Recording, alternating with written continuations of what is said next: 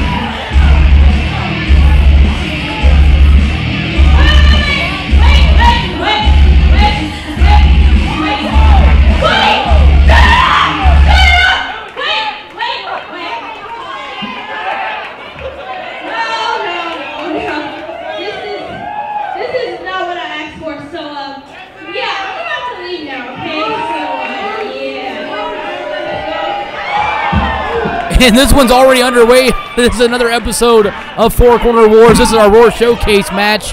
Josh Wheeler here with Adrian Armour, and we got Dementia DeRose versus Kiera Hogan in this Roar Showcase matchup. I'm just baffled already. There was no cushion. There was no announcement. There was no anything. Kiera Hogan came out, faced her grievances, and now it's time to roll. Miss Dementia DeRose has no remorse for this redhead beauty that we call Kiera Hogan. Well, a few months ago, Dementia DeRose made her debut with Roar, our sister promotion at Atlanta Wrestling Entertainment. Oh, that was a beautiful move from Kiera Hogan, showing her agility and her athleticism, even though this is her very first match. This is her debut in the wrestling business. It's very true, and you see just by that beautiful wheelbarrow bulldog that she is not slacking when it comes to the skills and it comes to the talent. Her boyfriend, Owen Knight, of course, hey, I've heard that talent is not sexually transmitted, but I think there might be some delicious talent making right there. Well, they are the power couple, not just of Atlanta Wrestling Entertainment, but perhaps of even professional wrestling. When you think of couples in the wrestling business, the names Owen and Kiera are going to be on your tongue from this point forward, unless Dementia DeRose kills her first. I mean, that could happen, just like I've said before. Concussions make people forget a lot of things, and I really hope, and this is just me being honest, I really hope that Kiera does not forget who she is and where she's been. I'm not worried that she's going to forget who she is or where she's been. I'm more afraid that Dementia DeRose is going to pull out that butcher's knife and literally cut her face off. Well, that was a big step to take because we've seen Dementia DeRose in action before, and I don't think she's cut anyone's face off. She has not done it in AWE, but she has done it all across the independent wrestling scene. This is one of the toughest, scariest, meanest broads. And you know who she kind of reminds me of? She reminds me of a female Abdullah the Butcher. Wow, that's, you know what, I'll give you that. And I actually know who that person is. That's really good. I've been to Abby's and eaten some food there. About to say, you've been to his restaurant. It's a great restaurant. Actually, that was I've been to his restaurant. It's very good. It's very tasteful and all of that. Speaking of tasteful, Dementia DeRose is trying to get a bite out of Kiera Hogan's booty. She is trying to make a statement that, Kiera Hogan, you may come out here and you may complain.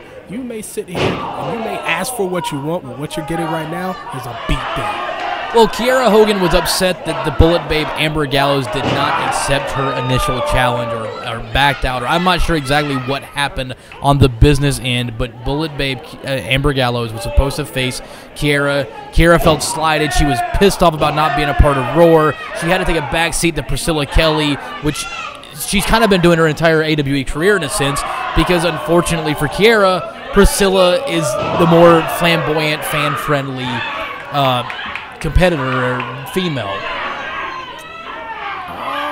Sure, I'll give you some of that. I'll give you a little sprinkle of it. If you were a childlike candy, I would give you like a little fun dip, just one dip, one.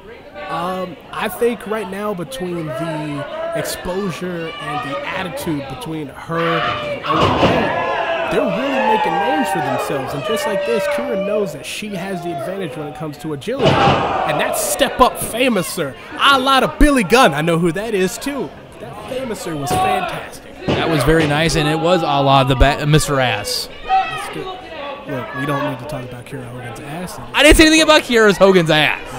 Yes, you said. No, I said Mr. Ass, Billy Gunn. Mr. Ass Owen Knight, not cool either. So let's get back to the action. Calm down. Calm down.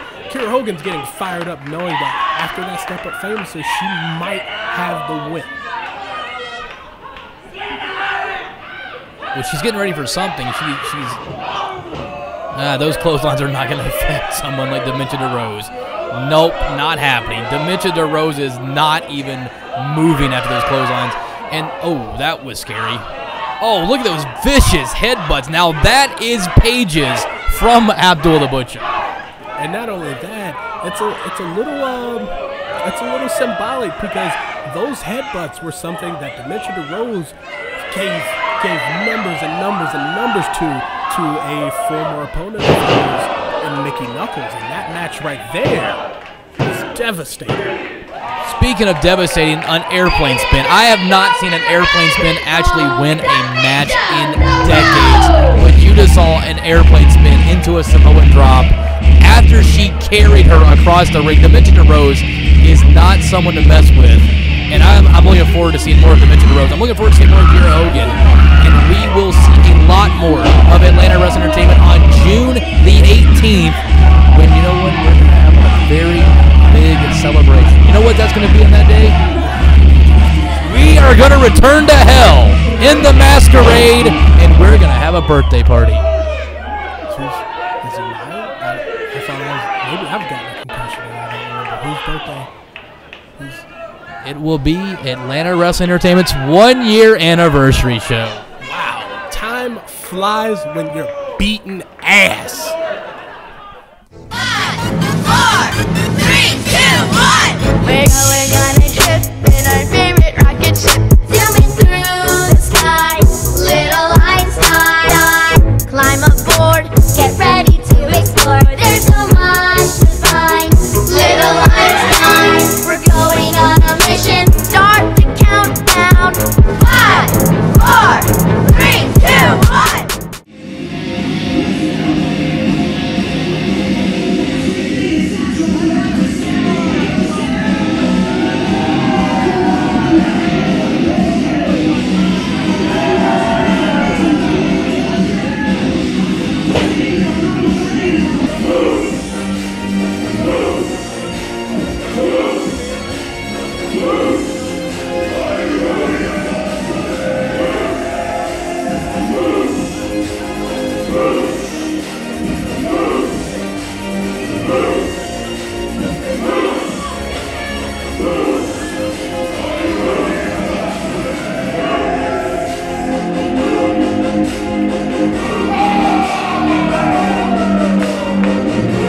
Welcome to episode 3 of AWE's Four Corner Wars and our debut of Moose.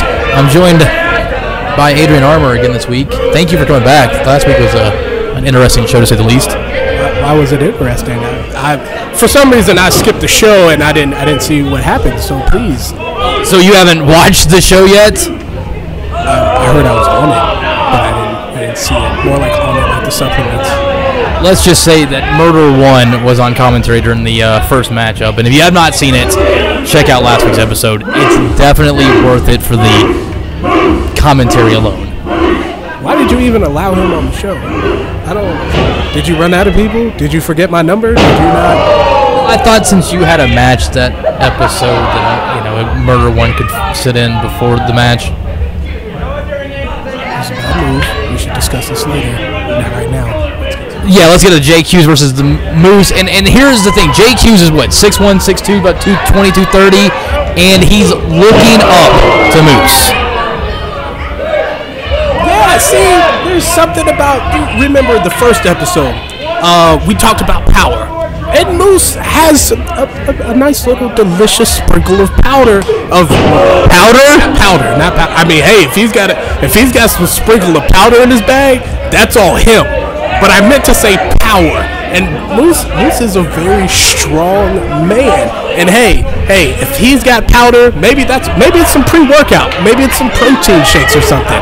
You're taking this in the wrong way. Don't make me the bad guy here. This is Moose, Ring of Honor superstar, top rope drop kick, the spear that's unbreakable, no pins, no submitted. This man right here is the future of our business. I definitely agree. Oh my goodness. What a move that was. I definitely agree that this man might be the future of this business. I mean, when you look at this guy, he's chiseled and granite. He's 6'5", 6'6", well over 300 pounds, a former NFL lineman, and people in Connecticut love their former NFL players. It's true. They love all of them. If you have NFL in your resume, for some reason, they find you a very delicious piece of meat. And speaking of delicious, what about that turnbuckle shot? That is disgusting. That is what many people used to call the snake eyes, and it looks like he's going to get a second. He's pointing to it again.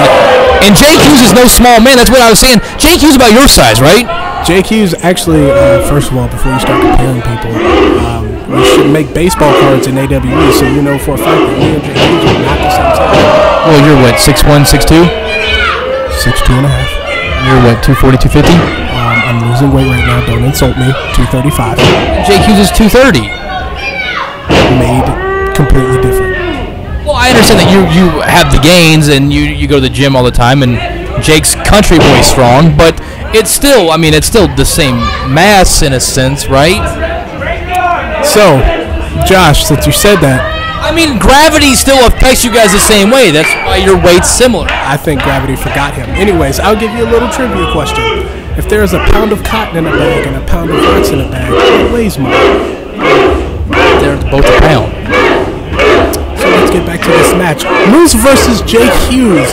This right here really should be powerhouse versus powerhouse. Like you said, even though I disagree, Jake Hughes is about my size. He's going against a man now that he's punching in the face, and he's saying, that tastes good, give me another one. Your punches are like Lay's potato chips. I can't just have one. And look at the headbutt, and he is going. Moose is on fire right now. Well, those headbutts would be illegal if he played in the NFL anymore. That's why he's not there, Josh. Well, I know that, but I'm just, that was a charging Larry. Oh my, look at the speed of him. Goodness gracious. Now I see why he's a 5th round draft pick for the Falcons. Oh, beautiful diving headbutt right there. He's showing the agility, the athleticism. This guy's got it all. How can you not like the Moose? If you tried to read his tattoos. No, I'm not. That's why you wouldn't like him, because you can't read it.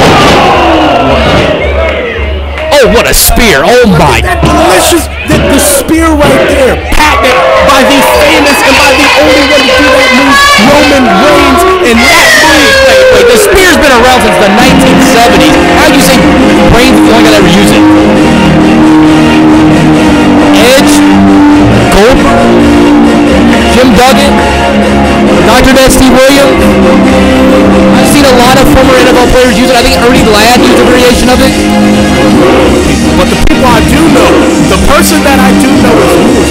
Moose that got the Moose that just split a drag. If you remember the scene from the first Avengers, Moose was home and Jake Hughes is local. He's throwing that kid around like he's nobody. Moose is exiting the ring thinking, that Tyson chicken was delicious. Then we'll go across the street with Malvern against Moose. Well, Moose definitely got the crowd on their feet, and Moose definitely dominated this match with Jake Hughes. But hey, the crowd's still behind Jake Hughes, and even after the match is over. And Jake Hughes also has a bright future even if he didn't look very well against Moose.